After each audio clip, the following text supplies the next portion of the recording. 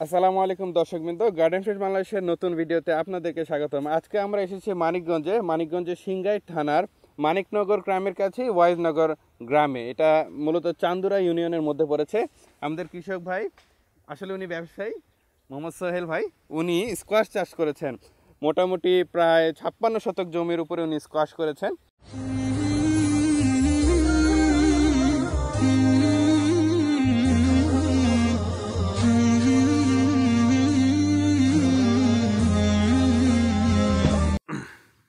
সোহেল ভাই, আপনি যে এখানে চাষ করেছেন, তো আপনার এখানে এই 56 শতকে কয়টা মালচিং পেপার লাগলো? 56 শতাংশের জায়গার মধ্যে প্রায় 3টা মালচিং পেপার লাগছে। 3টা মালচিং পেপার। আর আপনার বীজ কত গ্রাম লেগেছে? বীজ লাগছে সব মিলে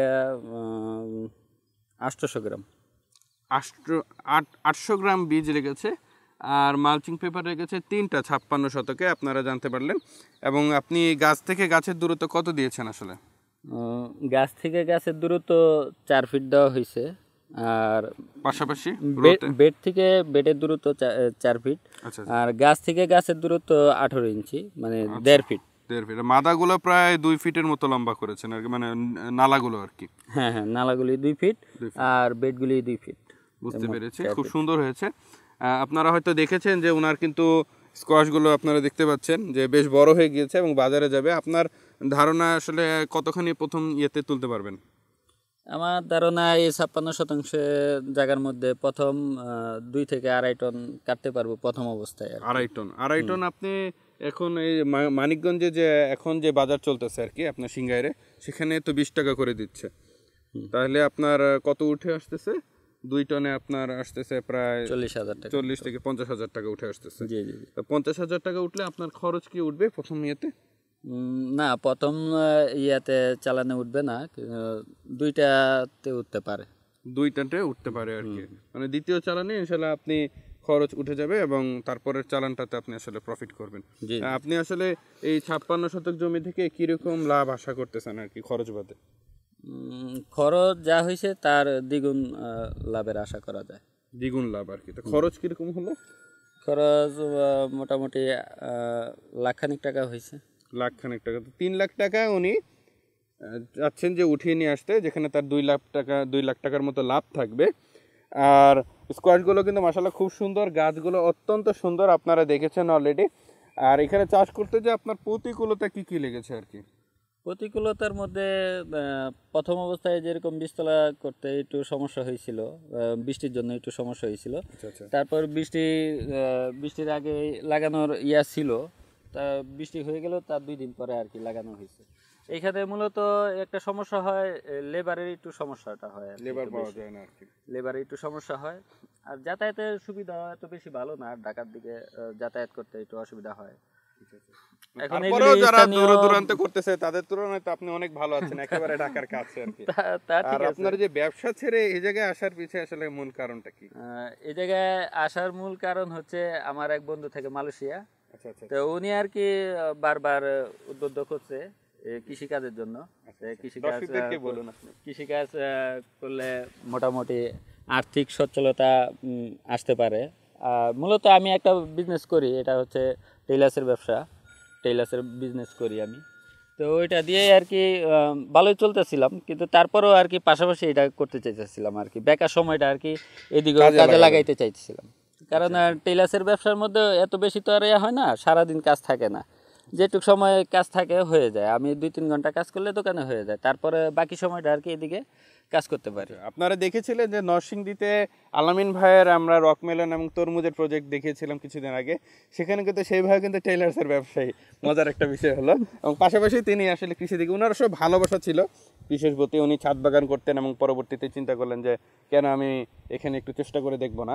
তো আপনারা যারা বেকার আছে তাদের ব্যাপারে আপনার কি মত, যে এটা আসলে তারা কি রিস্ক নিতে পারে এরকম? আমার তো মনে হয় যে কৃষিকাজটা বেকারদের জন্য সবচাইতে ভালো, পারফেক্ট, মানে যারা বিদেশে যাওয়ার চিন্তা করে তারা বিদেশ না যায় যদি দেশে করার চেষ্টা করে যে হ্যাঁ আমি মানে কৃষিকাজ করব, এখান থেকে আর্থিক সচ্ছলতা মানে ফিরে আনতে যদি চায় কেউ, তাহলে কৃষিকাজে সম্ভব। সম্ভব। কারণ আমরা ধান পাট করে যে ইনকাম করতে পারে কৃষকরা, যা প্রফিট পায়, এতে করে মানে আরো সমস্যা হয় বেশি। আচ্ছা, এই মালচিং পেপার গুলো তো আপনি ব্যবহার করবেন পরবর্তীতে, এখানে এইটা তরমুজ করবেন আর কি। এটা 2 বছর থাকবে, তরমুজ, তারপর রকমেলন, তারপর হচ্ছে 12 মাসি টমেটো, সবই করবেন আপনি এগুলি এখানে আর কি। পরবর্তীতে মাচা করে। হ্যাঁ। তো দর্শক আপনারা শুনতে পেলেন যে আসলে একবার ইনভেস্টটা প্রথমে হয়তো একটু বেশি মনে হয় যে 1 লাখ টাকা 56 শতকে, কিন্তু পরবর্তীতে কিন্তু 2 বছর যদি নাও ধরি, 1 বছরও যদি ধরি, অথবা যদি আমি ধরি যে নিচে জমি 6 মাস, সেখানে কিন্তু অনেকখানি প্রফিট উঠে আনা সম্ভব। আর একটু সবচেয়ে বেশি যেটা আসলে যে সমস্যা, সেটা হলো যে আসলে এটা একটু দেখভাল করা লাগে, যে ধানের মতো আপনি ছিটিয়ে দিলেন তারপরে হয়ে গেল, কেটে নিয়ে আসলেন, এতটা সহজ না। একটু পরিশ্রম লাগে, ওষুধপত্র দেওয়া লাগে, সময় মতো পরিচর্যা করা লাগে। যেই জন্য ভাই বললেন যে আসলে লেবারের একটা সমস্যা হয়, কারণ পুরো বাংলাদেশে এখন লেবার পাওয়া যাচ্ছে না, কৃষিকাজ কেউ করতে চায় না, এবং এই লেবারের কাজে মানুষ সহজে পাওয়া যায় না। বিশেষ করে আমিও মানিকগঞ্জে যখন করেছি, মানিকগঞ্জ প্রজেক্ট আপনারা দেখছেন, সেখানেও কিন্তু আপনারা দেখবেন যে লেবার আসলে খুব সংকট। এই যে আজকে আমার মানিকগঞ্জে থাকার কথা, কিন্তু লেবার নেই বলে আমি যেতে পারতেছি না। তো এই সমস্যাগুলো উত্তরণের জন্য আসলে আমাদের আধুনিক যন্ত্রপাতি খুব দরকার। আমরা আশা করি আধুনিক বীজ যেহেতু আনতে পেরেছি, আধুনিক চাষ পদ্ধতি আমরা শিখতে পেরেছি, খুব দ্রুত আমরা আধুনিক এই যন্ত্রপাতিগুলো নিয়ে আসবো। আমরা গার্ডেন ফ্রেশ বাংলাদেশেও সেই চেষ্টা করে যাচ্ছি, সরকারের সাথে কথা বলার চেষ্টা করতেছি, বিএডিসি, খামারবাড়ি সবখানেই যাওয়া আসা হচ্ছে, এবং আপনাদের সহযোগিতা পেলে, দোয়া পেলে অবশ্যই আমরা হয়তো আপনাদের হাতে আধুনিক যেই টুলসগুলো আছে, যাতে করে আপনার লেবার কস্টটা কমে যায়, সেই ব্যবস্থা আমরা নেওয়ার ইচ্ছা আছে ইনশাল্লাহ। আর ভাইয়ের ব্যাপারে আরেকটু প্রশ্ন হলো যে এইখানে করতে যে রোগ বালাইয়ের ব্যাপারে কীরকম আপনার মানে সমস্যা হতে হয়েছে?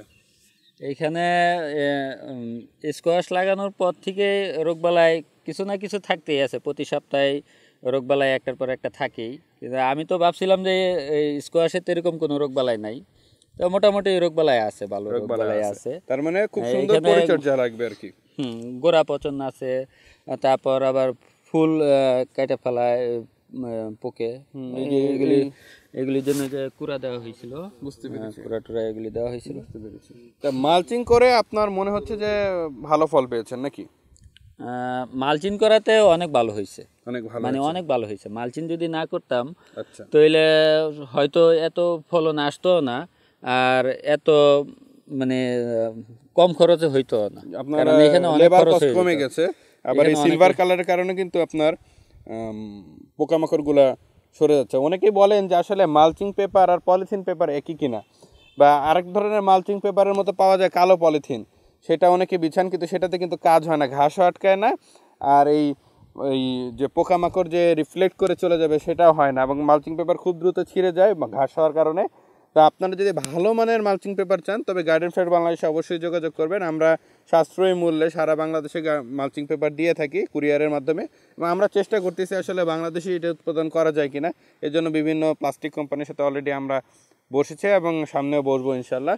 তাহলে খুব কম দামে আশা করি আমরা আপনাদের হাতে মালচিং পেপার দিতে পারবো। এবং এইটার ক্ষেত্রেও একটু বলে রাখা দরকার যে মালচিং পেপার আপনারা যখন সরাই ফেলবেন বা কাটবেন, সেক্ষেত্রে পলিথিনগুলা যত্র না ফেলে একটা নির্দিষ্ট জায়গায় ফেলবেন, যাতে করে পরিবেশটা নষ্ট না হয়। পরিবেশটা যাতে সুন্দর থাকে, এটাতে আপনাদের সুবিধা এবং সবারই সুবিধা আসলে, যে এই পলিথিনটা নষ্ট মানে জায়গা মতো আপনি ডিকম্পোজ করলেন, তাহলে করে কিন্তু আপনার ক্ষেতটাও ভালো থাকবে, আশেপাশের ক্ষেতেও পলিথিন উড়ে যাবে না, নষ্ট হবে না। আর আরেকটা যেটা বলতে হয় যে আপনি তো এখানে চাষ করতেছেন, আর এই মানে পরবর্তীতে মৌসুমে আপনি আসলে কি দিতে যাচ্ছেন এখানে এখন? তরমুজ, তারপর তরমুজ করবো, এটা করার পরে তাহলে তো এটার উপরে মাচা করে ফেলবেন আর কি, এটাতে আবার একটা খরচ যাবে, কিন্তু সেই মাচায় কিন্তু পরবর্তীতে টমেটো উঠানো যাবে। মাচা ওইরকম ভাবে মাচা করব না, এই বেডের উপর দিয়ে মাচা হবে। ও তো সেটাতে আপনি কিন্তু টমেটো ছেড়ে দিতে পারবেন, টমেটো ছড়ায় যাবে এটার উপরে। তো দর্শকবৃন্দ, আজকে খুব বেশি হয়তো আর কিছু জানানোর নেই, আপনারা পুরো ক্ষেতটাই মোটামুটি দেখলেন, এবং ভাইয়ের অবস্থাও দেখলেন। আমরাও দোয়া করি ভাইও যাতে আগে যায় এবং আমরাও আগে যেতে পারি, এবং আপনারাও আগে যান। আপনারা যে কোনো কৃষি পরামর্শের জন্য আমাদের সাথে যোগাযোগ করতে পারেন। আর আজকের মতো এখানেই বিদায় নিব। ভালো থাকবেন, সুস্থ থাকবেন। আসসালামু আলাইকুম।